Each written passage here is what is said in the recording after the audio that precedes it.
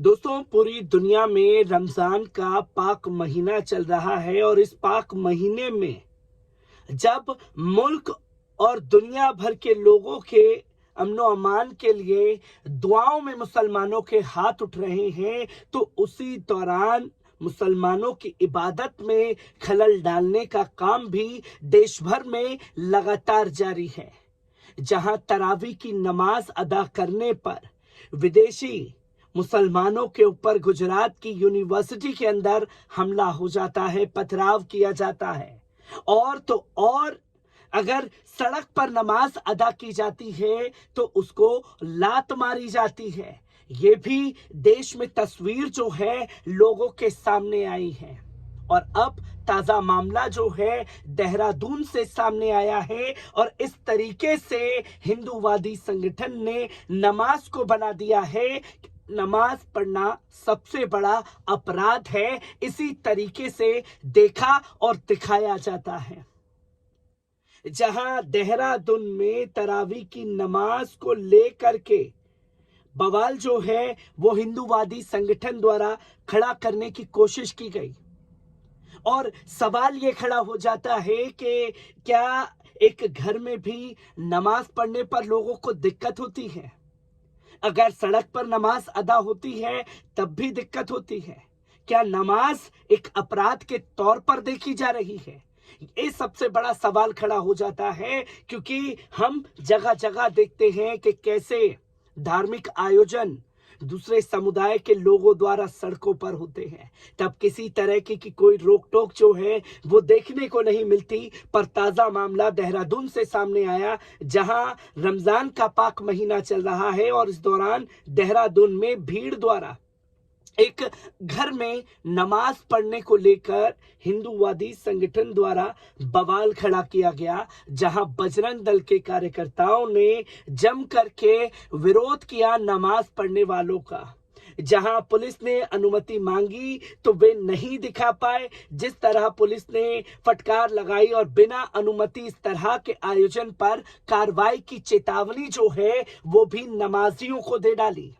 जहां कोतवाली प्रभारी के निरीक्षक विनोद गोसाई ने बताया कि रात को 9 बजे सूचना मिली कि नगर के वार्ड 12 राजीव नगर स्थित एक घर में मुस्लिम समाज के लोग 30 से 35 व्यक्ति नमाज पढ़ रहे हैं। मौके पर काफी संख्या में बजरंग दल के लोग इकट्ठा हुए और विरोध करना शुरू कर दिया। घर में नमाज अदा की जा रही थी, उससे भी इन्हें आपत्ति हुई और उसके बाद पुलिस प्रशासन को बजरंग दल के गुंडे जो है कॉल करते हैं और फिर पुलिस प्रशासन द्वारा नमाजियों को ही फटकार लगाई जाती है। जहां सूचना मिलने पर कार्रवाई करते हुए मौके पर पहुंचकर अनुमति मांगी गई, जिस पर कोई अनुमति प्रस्तुत नहीं किया गया। इस पर दोबारा इस तरह की गतिविधि बिना अनुमति ना करने की हिदायत दे करके नमाजियों को से मामला रफा दफा कर दिया गया। वहीं बजरंग दल के जिला संयोजक नरेश ओनियाल ने कहा कि इस तरह के आयोजन को बर्दाश्त नहीं किया जाएगा। इस अवसर पर विश्व हिंदू परिषद के जिला महामंत्री संतोष राजपूत, विश्व हिंदू परिषद के अध्यक्ष गोपाल जितेंद्र राजपूत, गणेश विजय वर्मा आदि लोग मौजूद रहे। सोचिए कि एक सुकून से नमाज अदा की जाती है, कुरान की तिलावत होती है, तरावी की नमाज अदा की जाती है, उससे भी घर में पढ़ने पर इन लोगों को आपत्तियां हो गई। जहां रमजान के दूसरे जुम्मे के दौरान भी नमाज हरिद्वार शहर एवं ग्रामीण क्षेत्रों की मस्जिदों में अदा की गई, जहां नमाज से पहले मौलानाओं ने रमजान की अहमियत को समझे और इबादत करें। ईद की नमाज से पहले ज़कात और फितरा देना जरूरी है। नमाज के बाद देश की खुशहाली और दुआएं मांगी गई। जहां देश की खुशहाली के लिए, प्रदेश की खुशहाली के लिए दुआओं में मुसलमानों के हाथ उठते हैं, उसमें भी खलल डालने का काम बजरंग दल द्वारा किया गया। जुमे की नमाज के चलते मस्जिद नमाजियों से भरी रही। जुमे को लेकर नमाजियों में जबरदस्त उत्साह देखने को मिला। मौलाना इकबाल अहमद ने कहा कि रमजान का महीना साल के 12 महीनों में बहुत खास होता है। रमजान माह की अहमियत को समझते हुए इसकी कद्र करनी चाहिए। गरीब और मिस्किनों की मदद करने से अल्लाह खुश होता है। दौलतमंद इंसान को अपनी दौलत की 2.5% ज़कात निकालकर गरीबों की मदद करनी चाहिए। कहा कि रमज़ान में गुनाहों की माफ़ी अल्लाह से मांगनी चाहिए। हजरत मोहम्मद सल्लल्लाहु अलैहि वसल्लम साहब ने बताया कि मार्ग पर चलना चाहिए, कलाम पाक की तिलावत करनी चाहिए, और जब कुरान शरीफ की तिलावत तरावी की नमाज में अदा की जा रही है तो जगह जगह बवाल की तस्वीरें भी सामने आती हैं। मंडी की मस्जिद के पेश इमाम हाफिज कुतुबुद्दीन ने कहा कि रमजान खुदा की इबादत का एक महीना है।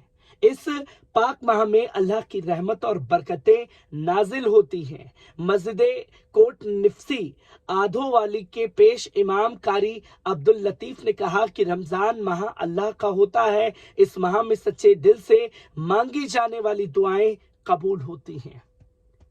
पर देश में जिस तरीके का सिनेरियो बन चुका है कि नमाज को ही एक अपराध के तौर पर देखा जाता है, और हम जगह जगह इस तरीके की तस्वीरें तो देखते हैं कि अगर कहीं खुले में नमाज अदा कर ली जाती है, तुरंत पुलिस प्रशासन जो है एक्टिव हो करके उन नमाजियों की पहचान करके उनके ऊपर कार्रवाई तक कर देता है। और अगर सड़क पर नमाज अदा करते हैं तो लात बरसाई जाती है, सस्ते में जाते ही घूसे और कोहनी बरसाई जाती है, चांटे तक मारे जाते हैं। ये भी देश की राजधानी दिल्ली में नमाज के दौरान की तस्वीरें लोगों ने देखी। और अब तरावी की नमाज में गुजरात में कैसे नमाजियों के ऊपर पथराव किया गया, वो तस्वीर देश और दुनिया के सामने रही।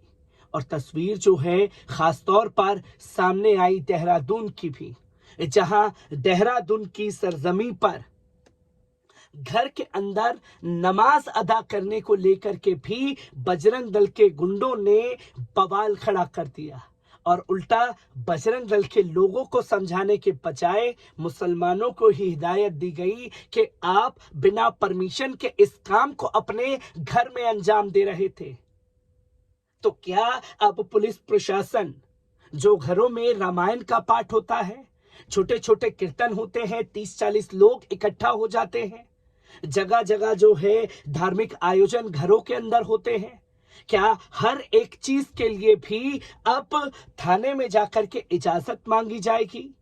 और अगर बिना इजाजत के ये काम दूसरे समुदाय के लोगों द्वारा किया जाएगा तो क्या पुलिस प्रशासन इसी तरीके से कार्रवाई करने के लिए तुरंत वहां पहुंचेगा? ये सबसे बड़ा सवाल खड़ा हो जाता है। हर एक खबर को आपके साथ साझा करता रहूंगा। दीजिए इजाजत, शुक्रिया।